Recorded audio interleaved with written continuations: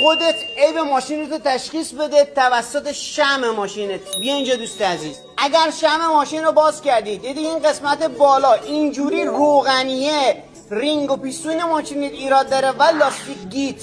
اگر شمع ماشین رو باز کردی دیدی داخل رزبه ها به این شکل روغن زده و این قسمت بالا هیچ روغنی نیست، نگران نباش، با یه واشر درب سوپاپ مشکلت حله. اگر شمع ماشین رو باز کردی دیدی اینجوری دوده مشکی زده، مصرف ماشینت بالاست، سوزن انژکتور و مپ سنسور.